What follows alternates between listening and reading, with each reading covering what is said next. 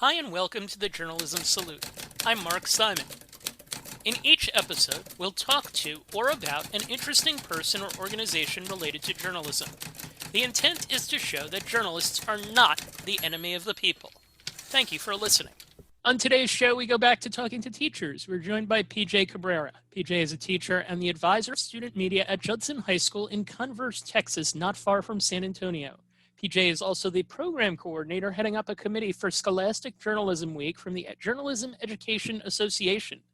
Scholastic Journalism Week is coming up later this month. We'll get to that in a moment. PJ, welcome. Thank you for joining us. I am so excited. I've been looking forward to this all week. It's nice to talk about something that I nerd about with other people that nerd about the same exact thing. So this was the highlight of my week. All right, awesome. So let's start by giving us a more thorough introduction of who you are. I gave the 15 to 20-second version. Tell us about who you are, where you're from, and give us some more background on your 10 years as a teacher. So I was born and raised in San Antonio, Texas. I love San Antonio. It is very much where you come to settle. I'm a proud graduate of Holmes High School, which is a high school on the west side of town. After I graduated from there, I did 2 years at community college. And then I transferred up to Texas State University, which is located in San Marcos, Texas. I graduated with my Bachelor's of Arts in Communication Studies.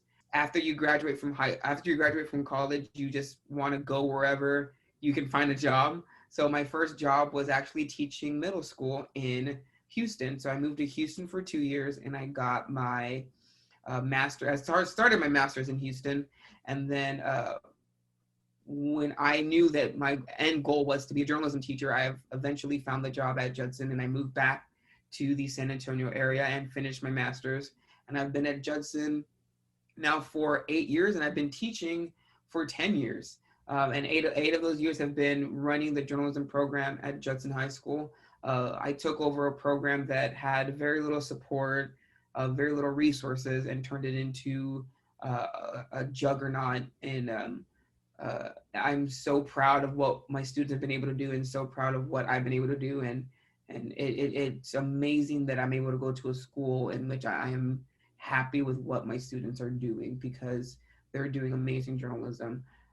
But it is an amazing thing, especially right now, to be able to go to a job in which you are happy with what you're doing, because I know a lot of people are struggling and a lot of people are suffering with what's happening with COVID. So I'm incredibly grateful. As messy as education is, I'm grateful to have a job. So let's complete a piece of the puzzle here. What made you want to become a journalist or journalism educator? It sounds very cliche, because I think a lot of teachers are influenced by other teachers. And I was incredibly influenced by my journalism teacher in high school. She saw something in me that I didn't think that I knew. I always loved writing, and I always was able to journal when I was at home. Having those abilities to be a journalist in high school, I think I saw something in me, and she saw something in me that I didn't think I had. This extrovert, go-getter type of personality, and using my writing abilities and to become a leader on campus through journalism. And I knew that's what I wanted to do. I knew I was happy with that. When I went to college, I started to be a architecture major. And one of my professors my freshman year of college was, like, I feel like ran me out the door, because it became something that I was no longer happy to do. So I remajored and majored in communications with the end goal to be a journalism teacher, because at the end of the day, that's what made me happy, and that's what continues to make me happy. So I always mention my journalism teacher in high school, because without having her support and without showing me what journalism was about, I wouldn't be in the position I am today. What was her name? Miss Martha Singleton, and saying her first name is odd, because I am that person that no matter how old she is, and no matter how old I am, she will still be Miss Singleton to me. All right, so architecture's loss, journalism's gain. Interesting. Now, you're the second journalism high school teacher that I've had on. Alana Vandersloot from New Jersey was the other. Both of you are doing this the education route. You didn't necessarily become a journalist first and then become a teacher. Was there a feeling that was something you could do, or is there? I know that you write for the school paper now, but is there an aspect there that you think, okay, it's all right to just be teaching, not necessarily having done the profession? I think a lot of it had to do with I wanted to work with kids.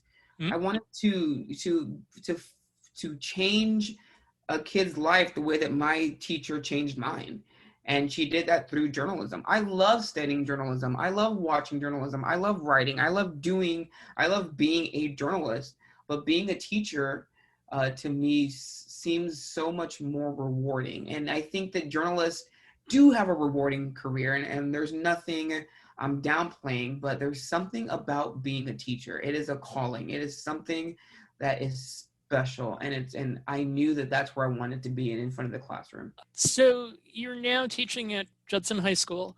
If I understand right, size of the school is about 2,500 to 3,000, somewhere in that range? Yes, it is one of the biggest schools in the area, yes. The student newspaper, you oversee the work on that. It's called The Fuel, and I understand that it kind of came to be under your leadership. How did it come to be, and what's in a name? That's an interesting name for a student paper. So we are the Rockets. Yeah, we are the Judson Rockets, and the name comes from, we are located very close to a military base. So it has a lot to do with the area, and a lot to do with who we are. So when I took over the program, the old newspaper was called The Satellite. And one, that did not ring to me. It didn't sound exciting to me. And at the same time, the Satellite hadn't been published in a while. The advisor before me kind of let it die, let the newspaper die. And one of my goals going into the position was to create a newspaper. And after 5 years of not being published, and frankly, me just not liking the name, I wanted to start something new, start something fresh, start something under my era as the advisor there. So we started The Fuel, and that has everything to do with its relation to the rocket. So our yearbook is called The Rocket, our mascot is the rocket, and the newspaper is The Fuel. And a lot of it has to it just all coincides with each other. Want to share some of the things that I've seen in the paper from looking at it online and have you talk about some of those. August 9th, you wrote a column called I'm a Teacher, basically an ask for help from the community. Sadly, it seems we aren't remembering the power of the teacher. The disrespect toward the profession is seemingly widespread, and it's heartbreaking to read, but even worse to read responses from colleagues who are numb from continuously being punched by a society and its people who will never fully acknowledge our worth. With that, I ask, what prompted you to write that, and what has the pandemic teaching experience been like? So last year was such a jarring year. Last school year was such a jarring year. We went into spring break and we didn't come back. And we started this school year with so much weight on our shoulders. So many teachers didn't know how it was going to go. I've had to counsel teachers who were crying, and it seemed like nobody was listening to us. No one was listening to teachers. And that led me to write that column. Every once in a while, this is the analogy that I use. I love when a coach tells a student to run a mile or run 2 miles when the coach cannot run with them either. So every once in a while, I will shoot with my kids. I'll grab a camera and I'll go out there and shoot pictures and show them how it's done. And every once in a while, I do like to write columns, and I do like to do interviews, and I do like to write because I want my kids to understand that I still have those chops as well. So I wrote this article because I wanted to get out to our community that teachers need to be supported during this time. Right now, we are incredibly stressed out. Politics are getting in the way of our jobs. Our health are getting in the way of our jobs. Everything is being pushed on top of us, on top of all the other stuff that we normally do. And so many teachers are tired. And I wanted to let everyone know that we're going to need their support going into this school year. And this school year has been nothing like we've ever seen before. And I think it's important for our community and everyone in the country to realize that we are the backbone of this community, and I wanted to remind our community of that. All right, I'm curious what the response of your students has been to that. My specific students, I love my students. The one of the things that helps me be a teacher is at the beginning of the year, you have to develop those relationships with those kids. A classroom management is easily handled when you have relationships with them. And a lot of my kids I've had for 2, 3, some for 4 years. So it makes it easy to have relationships with them. I don't have to worry about my influence with my students because I know that it's there. I worry about those teachers who have students for a semester or for 1 year and sometimes don't see their own impact on those kids. And then you go from 1 year to a next year and a next semester to a next semester. And sometimes I think when you leave high school, you forget about the influence of that one teacher that they had on you. And it's sad that we see a lot of teachers protesting because they're scared to go to school, to go to work, and or saying that they're just not being listened to. I'm happy that I'm able to have relationships with my students that I know that's not an issue in my classroom. Our relationship is solid. All right, I want to touch on two of your students here. I'm reading a piece by one of your editors-in-chief of the Fuel, What Happened to Civil Discourse by Stephen Stein. It's appropriate that we do this on a day in which a member of Congress there's a vote going on to determine whether she should be removed from her committees.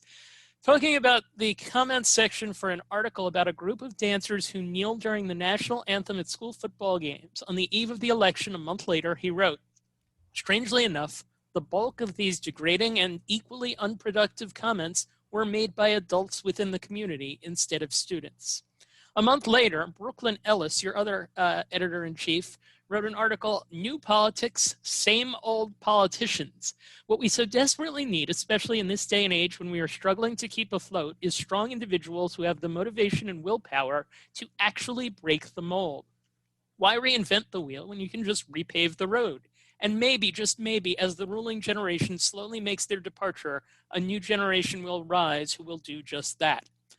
After reading those two, I came away very impressed with the maturity of the writing and their viewpoints. So I'm curious how those pieces come together. My students have a 3-week deadline cycle. And at the beginning of those 3 weeks, we sit down with each other, and Stephen and Brooklyn head the pitch meeting. They decide who's going to write what, what should be covered, and they have those conversations about what's a good idea and what's a bad idea.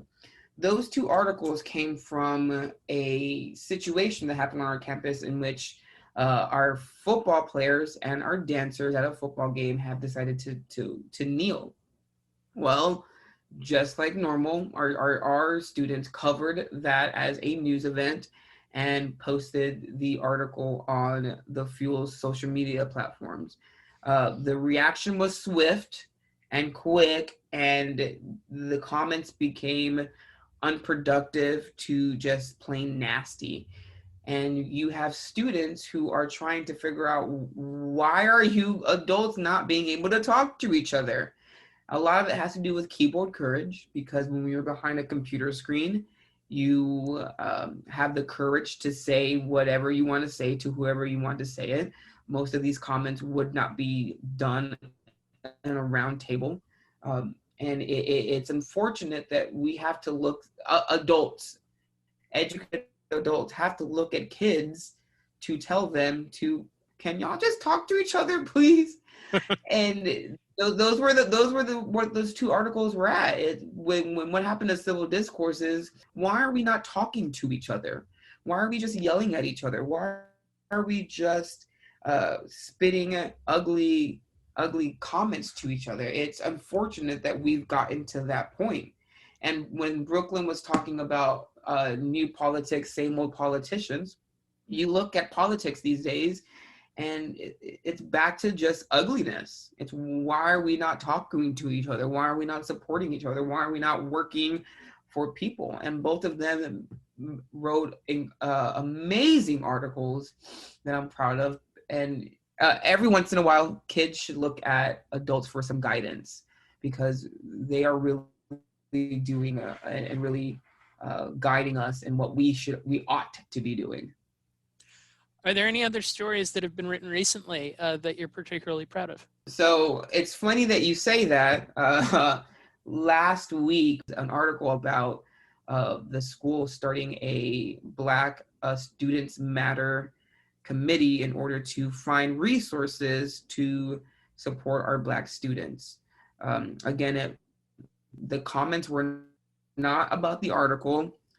I did not receive any email from anybody. However, when we read the comment section, it's people, rather than talk about the article, they started attacking each other. And because Texas is a prior review state, administration asked us to take down the article, and we took down the article. But it's led to some. I think it led to putting a mirror in front of our community, because many of the comments that were said were incredibly vulgar, and the conversation was not about trying to find resources for our Black students. It led to why is everyone so hateful to each other. It made me happy that we tackled this because my kids are doing amazing journalism. They are asking the right questions. They are writing great articles. They are taking great pictures. They're doing great work. Every once in a while, that great work is going to upset an adult. And because of the laws, sometimes the adults will always win, even though the kids are actually right. And in this situation, I think the kids' article was right. And I think our coverage of, especially as tense as the school year has been, our coverage of it has been on point. I want to commend my principal, though, because when I first took over the program, we had many conversations about what he thought about prior review.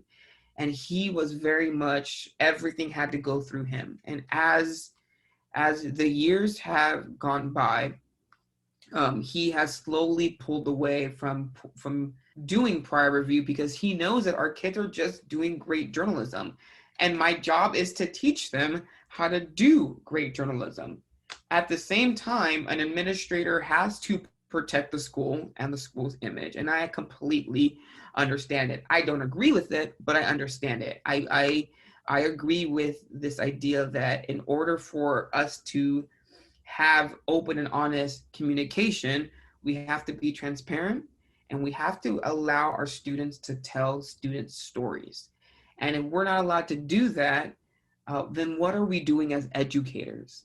So I can understand the administrator's perspective in making sure that he protects his school, but I'm going to push as much as possible to get our district and our school to not, quote unquote, censor our students, because they're doing great work. They're talking about things that students are already talking about. We're just putting it in a form that may be more informative to our community.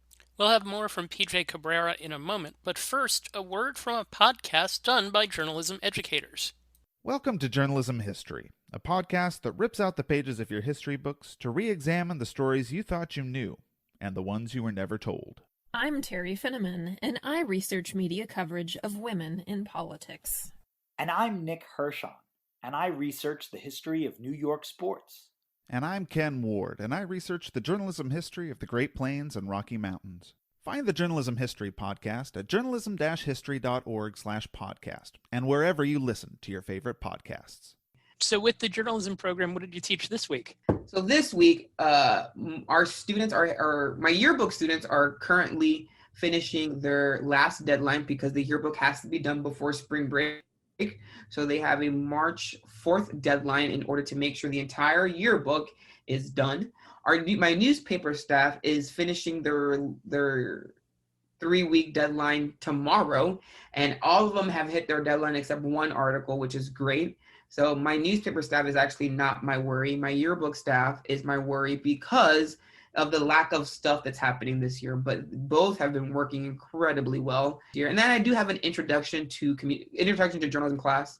And in that class, we're actually going to go through the mass medium. So we're talking about the effects of books and newspapers and magazines and film and radio and television and social media that it has on our everyday lives. Today we talked about television, and I talked about I Love Lucy, and a lot of them didn't know of I Love Lucy, and a lot of them didn't know that the guy was Cuban and the girl was white, and that was one of the first interracial couples that you saw on television. Oh, wow. Yeah, and we also brought up the VCR, and that's actually a big deal because that was a way to record television, and we're gonna get to a point in teaching in which the VCR is going to be considered an antique. Yep. So when I asked them if I asked them, have you seen a VCR? Who has a VCR? A lot of them said their grandparents had VCRs. They don't, but their grandparents do. At some point, we're going to get a generation in which their grandparents don't have VCRs because VCRs are now considered an antique. So I want to sit with what you mentioned about I Love Lucy. I want to segue into something that I know is important to you. Being in the JEA, you have access to journalism teachers all over the country, and you've told me that you've seen that there are very few educators of color like yourself, the son of Dominican immigrants. I wanted to give you a chance to just speak to your observations in that area, and how does something like that change? I wish there were more teachers like me when I was growing up.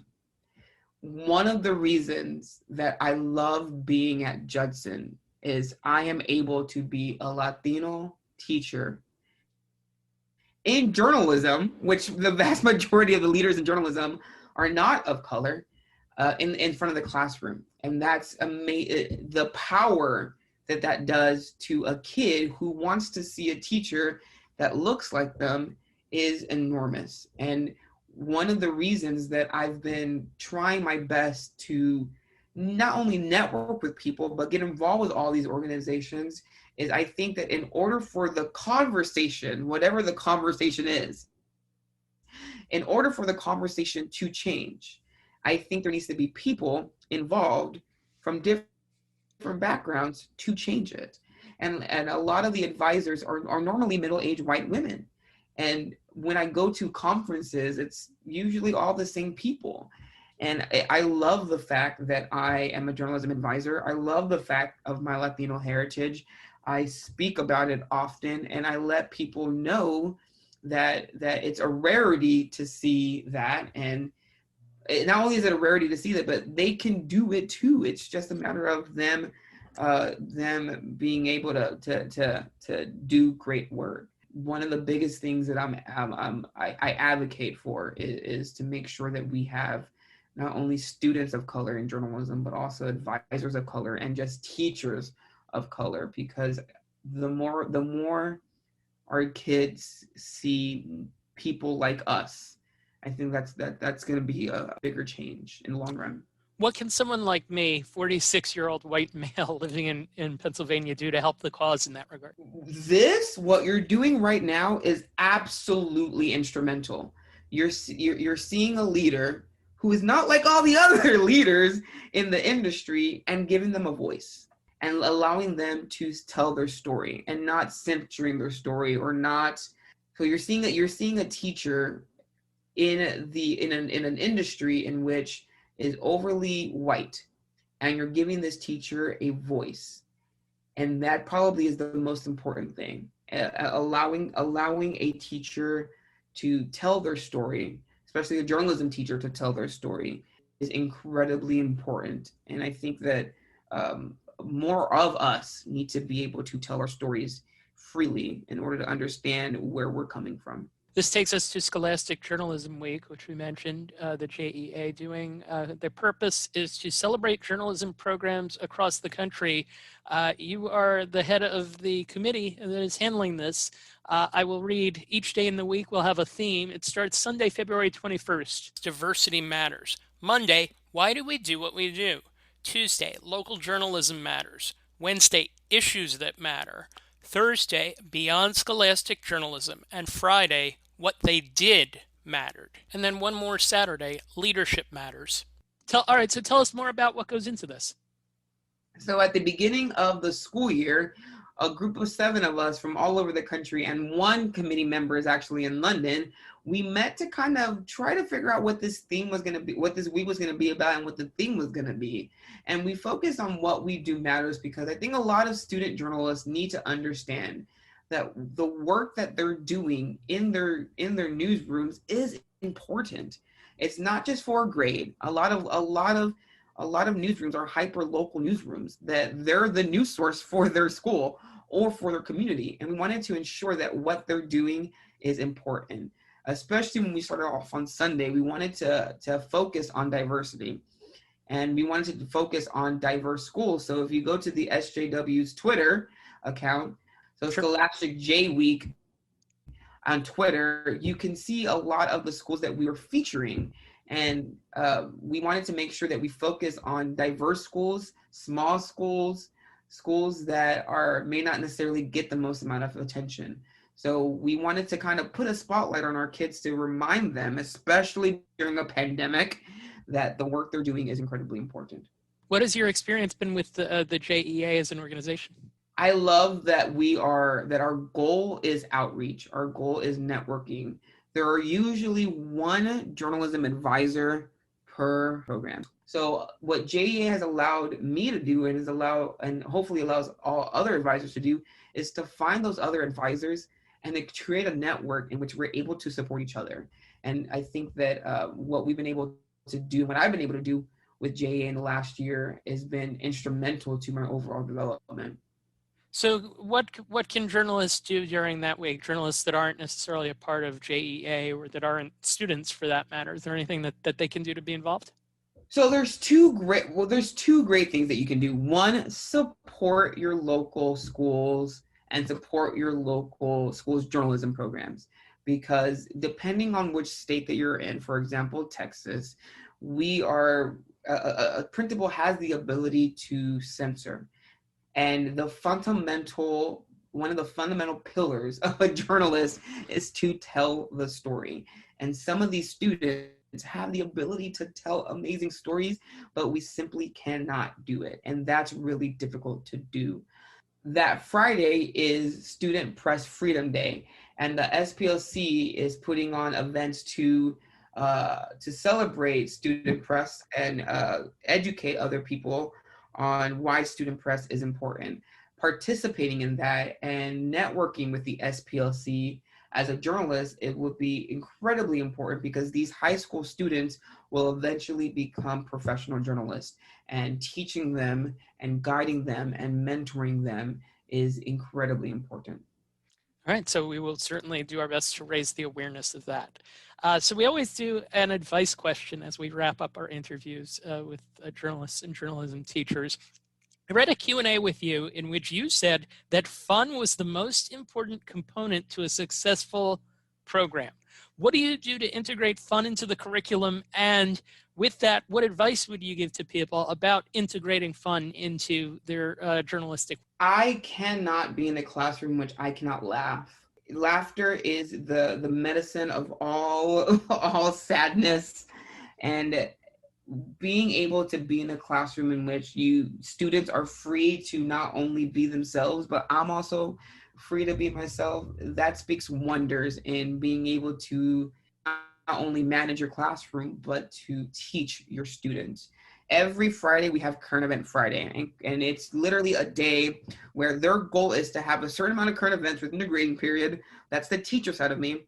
But we sit down and we have full-fledged, in-depth conversations about things that are going on in the news. Some conversations can last 5 minutes, 10 minutes.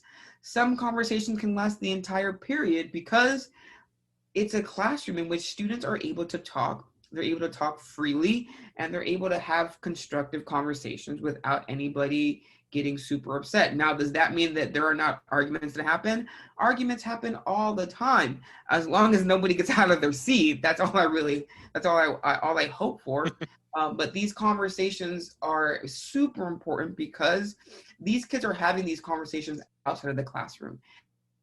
Having them inside the classroom not only allows for a constructive conversation, but a structured conversation, because you have the teacher there to kind of guide that conversation. That's probably the most fun day of the week. And unfortunately, because of the pandemic, we can't do it the way that I would normally do it.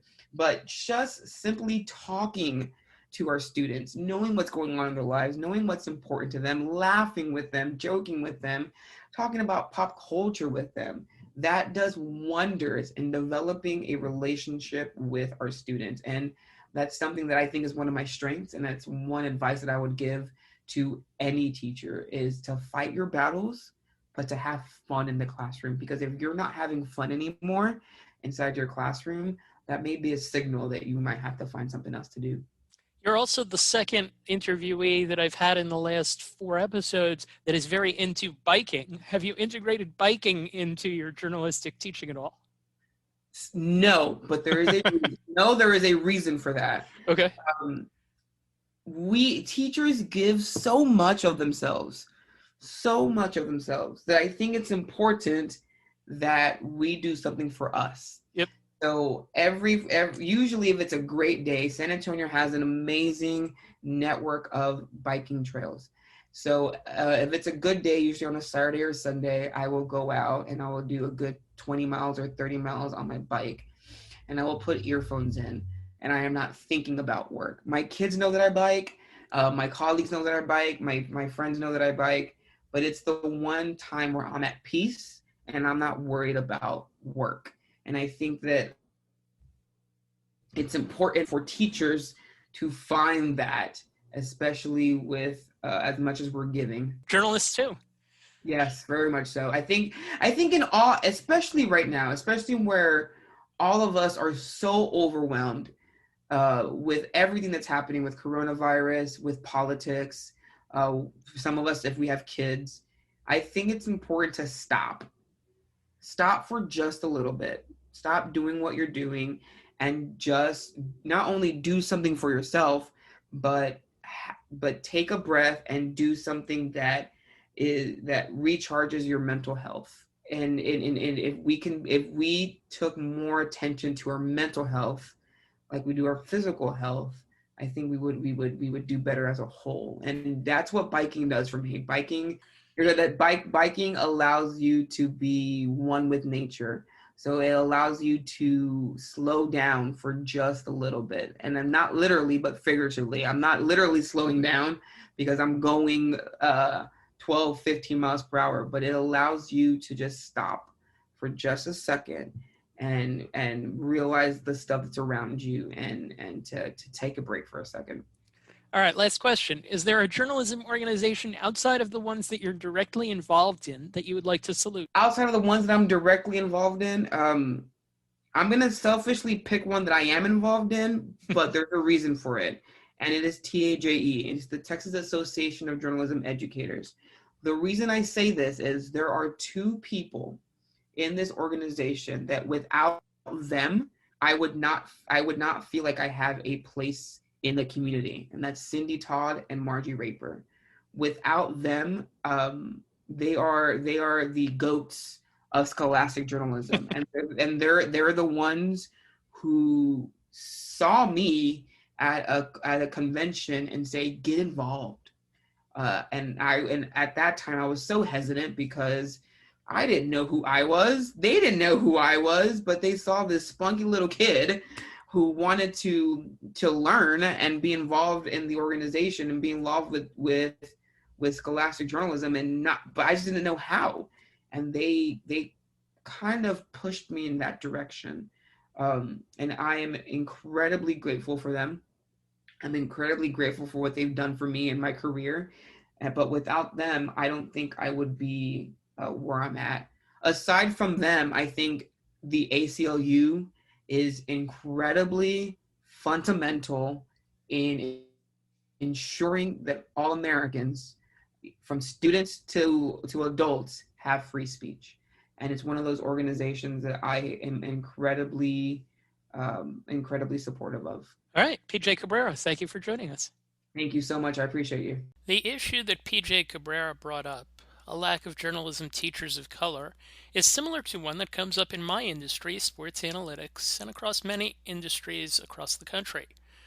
Grassroots work is vital to making a dent in the numbers, and we need to be promoting success stories like PJ so that people can see that there's room in this industry for someone who looks like them. The Journalism Salute is dedicated to the memory of Dr. Robert Cole, who ran the journalism program at my alma mater, Trenton State College, the College of New Jersey, for more than 30 years. The Journalism Salute mourns the loss of ESPN broadcaster Pedro Gomez, who died on Sunday afternoon at age 58. This one's personal.